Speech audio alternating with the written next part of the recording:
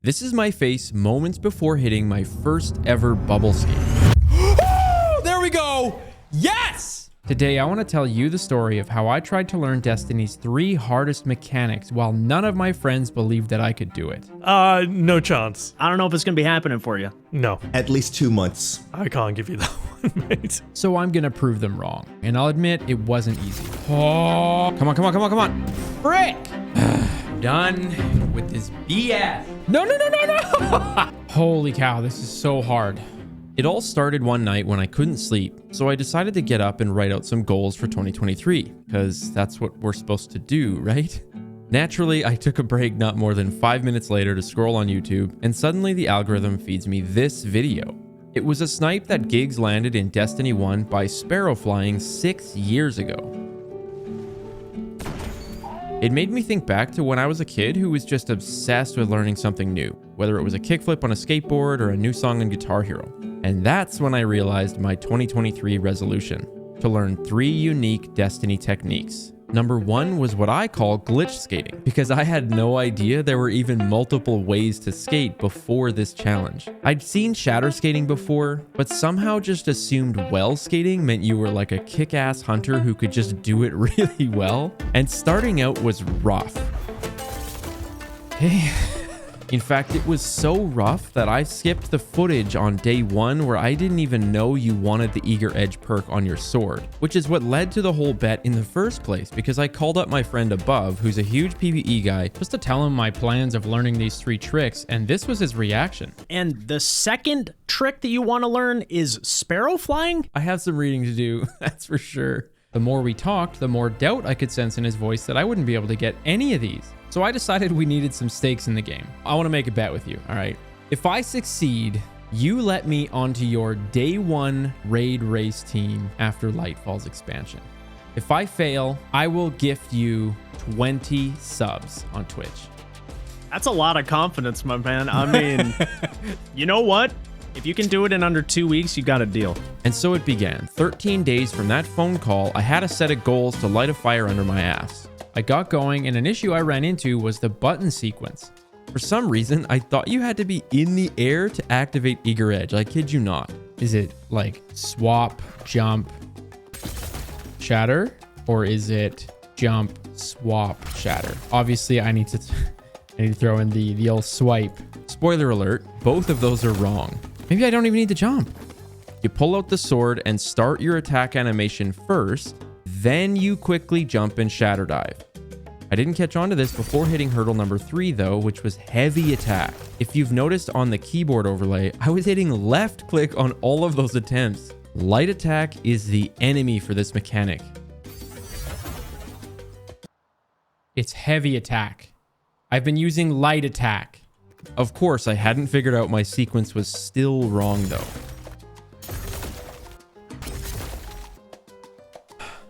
But eventually it dawned on me. You heavy attack first. I need to swap, heavy attack, then jump, shatter dive. Right, okay.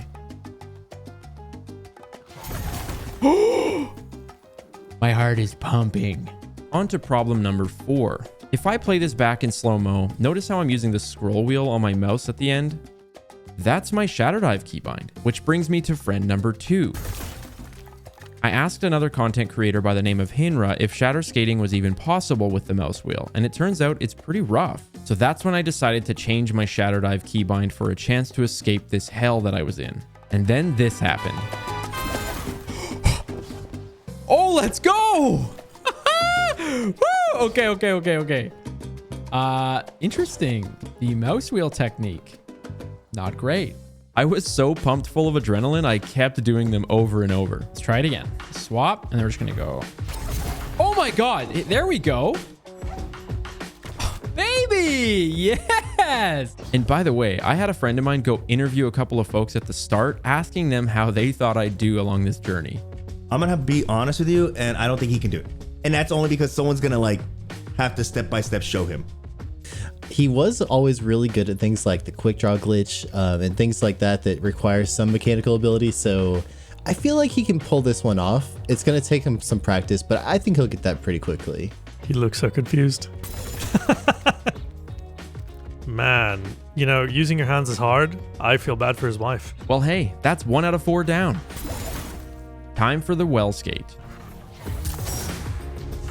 And it did go well after my first attempt, of course.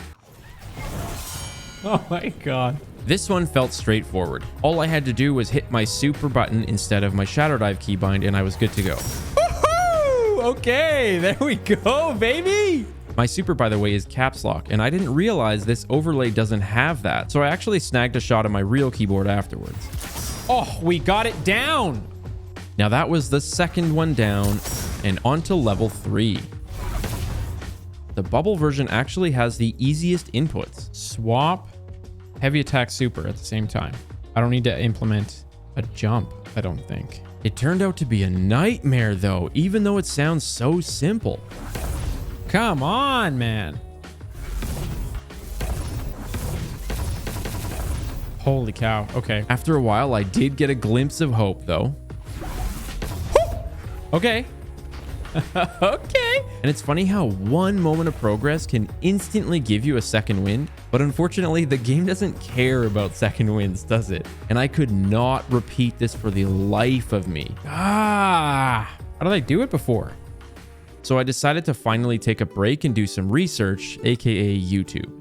Doing so would introduce me to a new friend, G Miners. In his video explaining the bubble skate, he affirms the notion that it isn't just me. The issue that you are going to run into though is that the timing for this to work is either insanely tight or just makes no sense at all. Like any other protege, I even changed the spot on the map where I was practicing. After what felt like hundreds of attempts, I was starting to think that it had something to do with how long you wait to do the mechanic after that initial swap to your eager edge sword, and that's when it hit me. I remembered something my buddy Kevin told me years ago when we were in school together. I'd be struggling on some stupid physics problem and he'd say, Castle, when you're in doubt, test the extremes. Whatever concept you're trying to solve, just imagine what would happen way over on both sides of the spectrum and see if they break the equation. So for this case, it meant pulling out my sword to activate eager edge and then either doing the mechanic immediately or waiting as long as I possibly could before hitting heavy attack and super. Okay, let's try one really quick and then one really late.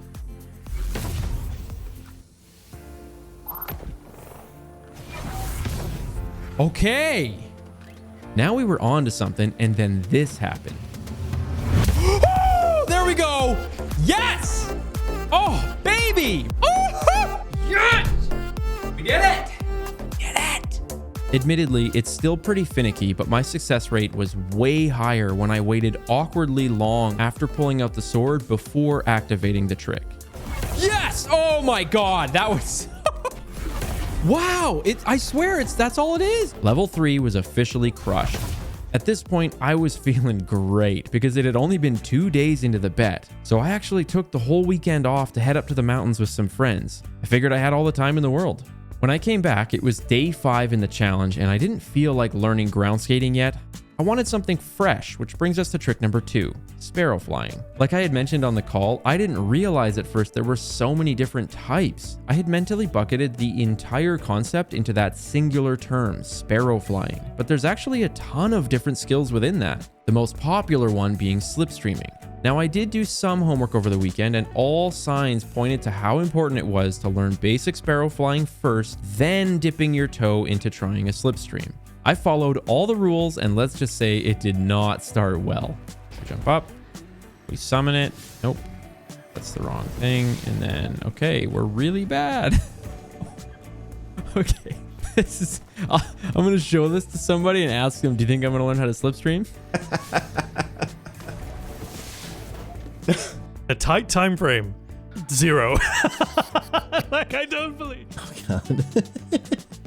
He can't even get on the sparrow. In my first session, I couldn't even do anything because it turns out if you hit summon too quickly after pulling out your ghost, the menu just stays up. Why is it keeping my ghost out after I summon the vehicle? Am I literally hitting summon too fast?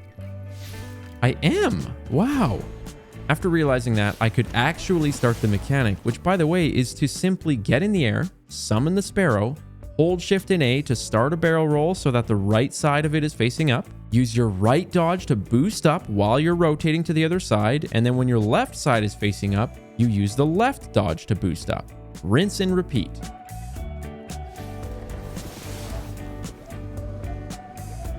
Oh, okay. After an annoying amount of public event notifications, I changed planets and then ran into a concept I didn't even realize. I run out of boosters right away. I can only do 2 barrel rolls. That little box in the bottom left is tied to your boost and dodge energy, which on the Trials Sparrow is only 4. That's when you have to chain your next set. I get off, I use my flying rampants to thrust up, then I just reset. Okay, cool. In comes the wonderful always on time Sparrow because I needed something to blame and it definitely wasn't going to be my skill level, right? So I needed the 2 extra dodges that come with that thing. Oh, okay, that was okay. That was okay. Of course, I didn't have it, so I just needed to prep 240 spoils, my entire life savings, and practically my left. Fortunately, my buddy Mano Destra, a fellow content creator on YouTube, came to the rescue with some King's Fall action. Along with these fine folks, of course. Back to the tower, purchase the Sparrow, and then back to Europa with my shiny new toy. There we go.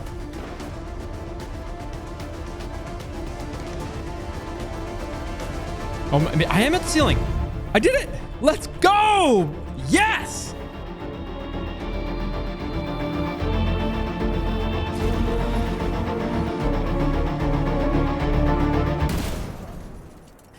Yeah, right. I checked out some quick videos to get a basic understanding, and they all recommended going to the cistern on Nessus for that red roof all the way up there. If I was going to try and sail across that rainbow road, I'd better be able to make it across this gap. On my first go, I took the scenic route going all the way around, but pretty quickly you get tired of that and look for ways to shorten it like I'm doing right now. Many people can sparrow fly from spawn all the way up to the roof, but us plebs, we gotta stick to the green runs. The tricky part though is that this portal, you don't have a choice. Yeah, okay, we got a sparrow fly up to there, was it? This is a difficult challenge in itself. You gotta jump in, hit tab to pull out your ghost, then do the sparrow flying technique you just learned, and that'll break you away from that invisible force going towards the other side. Well, this is lovely. You can then sparrow fly up to the 2nd level and you're good to go. We did it, okay? I swear to God, if dying doesn't bring my orb back up here, I'll cry. The concept felt straightforward and I thought I'd get it not much slower than the skating techniques. Tilt back, rotate left, and dodge along the twirl. Easy, right? Folks, this was the hardest thing ever. Oh, and don't back up too far when you're on the roof. No, because you'll end up in the wall. Now we're inside the map. Hopefully he can revive me. Please tell me my orb is in a decent location. Poor Drywater 435. They came to rescue me, but little did they know this was a one-way ticket to the cistern fast track. I screwed him over. No. My first session was abysmal. Oh. Try after try, you just keep crashing and not really knowing what to even adjust. Okay. So shift SA. No, that was the wrong one. Okay, my brain. This is when I met someone by the name of J2. Shift SA dodge. Shift SA dodge. Now this freaking guy. This guy knows what he's doing. Oh my God. Who I'm sure were enjoying their popcorn as I reached my 100th death. But they invited me to a Discord community called 4- filled with what I call SMEs, standing for subject matter experts, all in the name of Sparrow Tech. I was welcomed with open arms, and after chatting a bit, I sent a clip of my progress asking for some advice. The feedback was tremendous. People quickly realized I was doing a little bit too much of this, not enough of that, and suddenly I at least started to make some progress. I had the night off to go play some hockey, but I couldn't take my mind off it the whole game. I cannot stop thinking about how freaking hard this slipstream was. I'm going back down, it's really late at night, and I need to try this. I just need to keep trying. I got back in the saddle that night, and sure enough, we had our issues. I'm so tilted.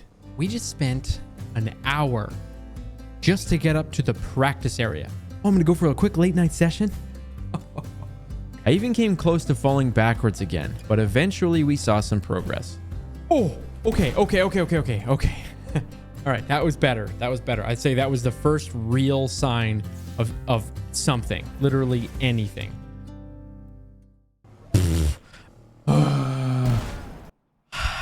Okay, 6 days down, 8 more remaining. No headset this time because my neck was actually killing me from having them on for so many hours each day. That was weird. I went to adjust my headphones. A couple warm-up fails and suddenly a glimpse of hope. I made it across the gap onto the other ledge. Oh my God, here we go. Here we go. Yes! Baby! Oh! Made it across. Step 1. Woohoo! Baby! I thought my rotation and dodging was finally having some consistency to them, but holy man, I was sorely mistaken. After hitting that ledge and getting a glimpse of hope, I spent more than 12 hours over 2 days trying to do it again, but just couldn't. No.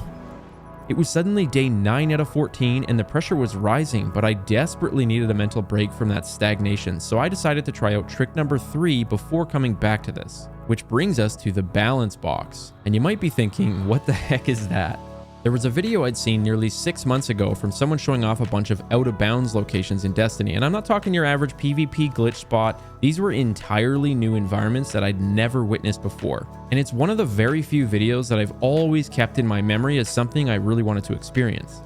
The balance box is just one technique required for a specific method of going out of bounds. So let me explain it to you using what the community calls low poly EDZ, a name I totally don't get, but then again, I didn't ask. First, you need to go to a specific location on the map. In this case, it's Sojourner's Camp in the EDZ. Once you're there, I was shown 2 spots where this technique will work, either the forest or flat rock, which will make more sense later. I broke the technique into 3 phases, and I'm going to show you 2 POVs to really demonstrate it. First, you do a basic sparrow balance, which is to just jump up, summon your sparrow, and immediately use destabilizers to tip forward. In my case, that's Shift W. If you do that right, your sparrow will actually be stuck in that position like it's floating and you can look around without it falling. This brings us to phase 2, which is the boost. On your point of view, you're still just floating like I said, but if you hit phase 1 properly, someone else's point of view will actually show you falling down the cliff to the bottom. The actual game thinks that you're at the bottom, so you need to boost across the river. From your POV, you're just boosting into the ground. But from the spectator's POV, you're driving to the beach. That in itself can fail, which you'll clearly see in my emotions later. But if you get across safely in the spectator's POV, then you've made it to phase 3, which is the remount. Now it's time to get your POV to think you're there too, instead of that darn rock. You hop off and then back onto your sparrow really quickly, and if you're lucky, you'll actually teleport across just like Floop did on this first try here. A quick disclaimer is that the person doing the balance box wants their FPS to be as high as possible for the technique to actually work, but the spectator wants to be at 30 frames to see that glitch actually happening in action. Phase 1 looked simple. All I had to do was jump up and hold Shift W, which was way less than the insanity I'd been going through trying to slipstream. I got lucky and nearly landed one within the first few minutes. There you go. Here we go. No! Damn it. I thought it was going to be a cakewalk, but once again, I was fooled.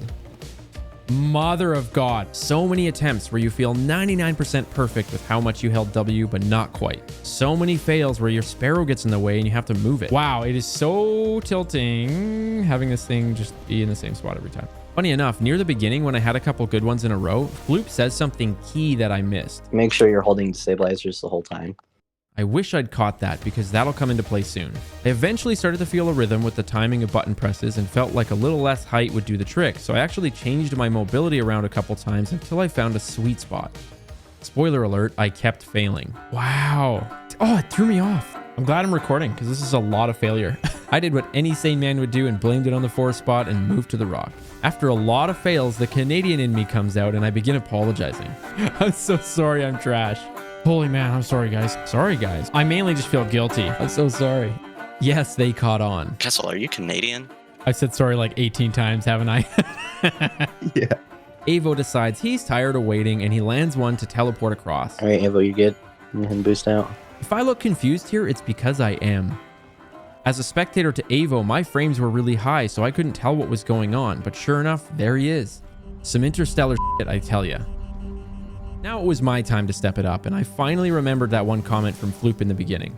Okay, yes, that's 100% my problem. Every time I let go of W, I let go of Shift. After some more attempts, I finally nail one. Here we go. All right. I think you have one. Naturally, my heart is beating 100 miles a minute, so Floop calms me down. Take a moment to take a breather, chill out. Believe me, my hand's not even on the mouse. I'm just holding Shift. Phase 2 is looking at the river and trying to boost out. Oh God, okay. Unreal. Oh my God. Okay, then what? I tell you to stop. Okay. Boosting. Oh, no. Shot. Yeah. I failed phase 2, the boost, but that's okay because I hit 2 more right after. The second one, I got through phase 2. Come on, I can feel it. Come on. And stop. It was time for phase 3, baby, the remount. You're gonna jump off. You're gonna ride your sparrow immediately.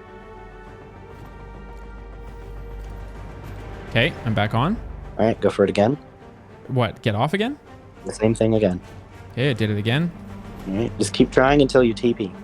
I mean, I'm nailing it every time. Like, as soon as it comes up on the... No. I did a bunch correctly, but if you noticed on that last one, I had a little delay before I held F, which totally screwed me. After what felt like 500 ditched sparrows, my 7th balance finally worked, and good God, was it a cool feeling. Yes! Baby, let's go! Yes! Feels good! Once I'd made it to the promised land, I was nervous as hell to even move the wrong way, just in fear of dying and respawning back to the top. I'm too scared to even move, bro. Just come towards where I am.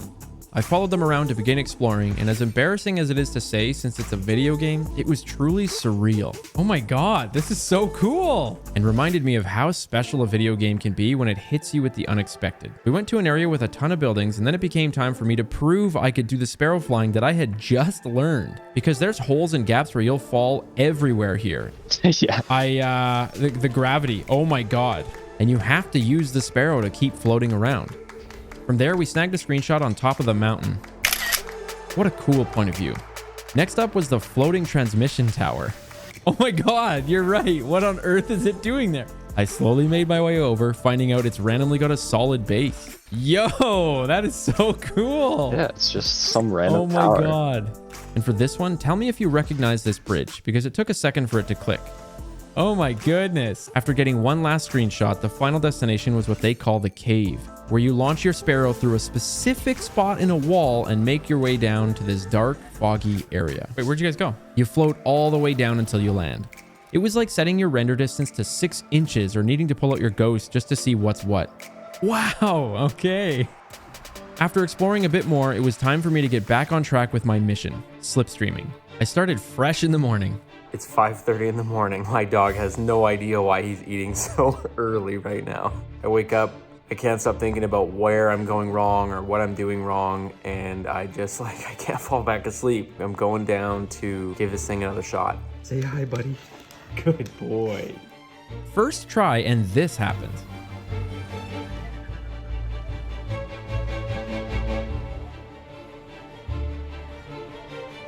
Oh my God. Oh my God. Yes! Let's go, baby. That's the furthest I've ever made it. Woo! Not only did I finally reach that ledge again, but I'd even made it to the waterfalls. I started to truly hit them more consistently, but not without a lot of failures in between, because the next hurdle was the fact that after you're done using your 6 dodges, you need to keep your sparrow in its diagonal rotation perfectly so that by the time that cooldown in the bottom left is refreshed, you can rinse and repeat. This was hell for me. Come on, come on, come on, come on. Oh my gosh. And that is when I went right back to YouTube, found G-Miner's tutorial, and ripped him right out of it to coach me. There we go. Time to fix my slip, okay? And of course, right from the get-go, he showed me his skill set by getting to the landing spot. Dude, you're flying. Did you go so fast? Oh my God. We got going, and it turns out I said something off the cuff that I didn't realize was so impactful. It's weird having someone watch, but Now you're chilling. the simplest thing is having someone watch you while you're trying to show off your recent improvement can completely mess with you. It honestly looks good. It's just you lose control. Okay, hold on. I'm gonna stop our recording for a sec. Got that out of my system. And then something critical he pointed out was how camera movement impacts your sparrow's rotation. Something I definitely hadn't fiddled around with. So if you watch here real quick, if I do this and I just look wonky places, like if I start slipping and then like look up to the right, like it does all weird. So like, I think the big thing is your camera angle. So maybe try slipping and looking the whole time slightly up to the left. That really started to help me cross the ledge again, but the truth is, I was foolish to expect some kind of magical breakthrough within a tiny scheduled time frame. G Miners was incredibly patient with me though, and I highly recommend you check his content out. He does a lot of intense speedruns that are really fun to watch. Come on! Bro, you got 3? After that session, I was so ready to quit. I'm on the couch later that night watching some Hell's Kitchen to let Ramsey do the swearing for me, and I kept thinking back to how obsessed I was as a kid trying to beat Through Fire and Flames on Expert in Guitar Hero 3. I knew just like then if I'd keep trying, something would eventually happen. So the next day, I started looking at my attempts frame by frame in my editing software to try and hone in on where my issue was. Once I had an idea, I went back to practicing and was lucky enough to have some of the pros on 4-Dash hop into a casual Discord voice chat just in case they would spot anything I could work on. Another reminder of how wonderful the Destiny community can be, and as crazy as it sounds, a little MS Paint picture was exactly what I needed. My side rotation wasn't keeping up with my backwards inputs, and with some of those changes, we made it to the waterfall again. Okay, here we go. Okay, that was the first time I've ever made it to the waterfall. Oh man. Yeah, that was really good. I spent all night practicing and woke up more ready than ever. Okay, it's 8 a.m. I have a really good feeling about today. I feel like I'm gonna nail it. I don't know why, today is the day.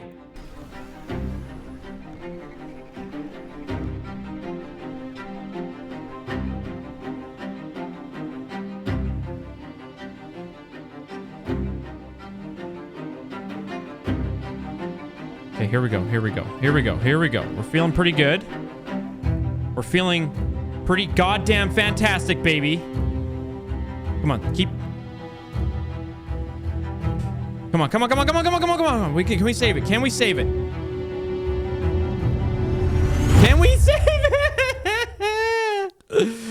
This was by far my best session I'd had, and I noticed every time I did do my best, it was fresh in the morning after practicing right before bed the night before. And then I remembered this clip from neuroscientist Matthew Walker.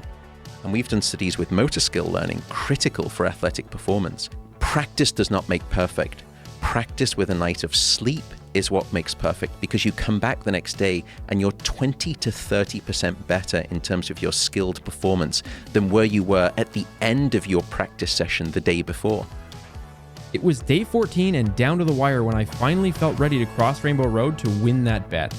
Funny enough too, after all that practice, this felt like it was going to be a cakewalk, but for the 100th time, I was wrong.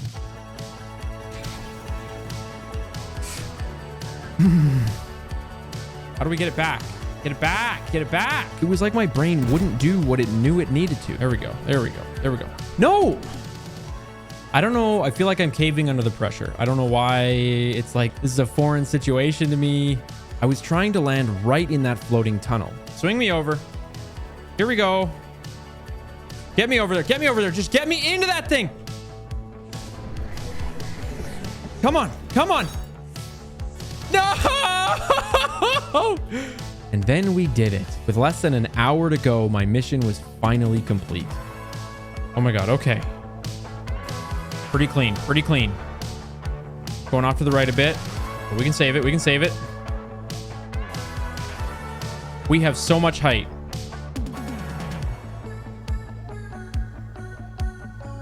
Oh my god, can we...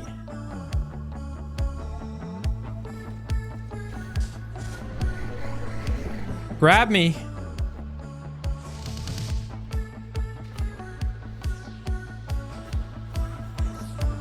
Yes! We did it!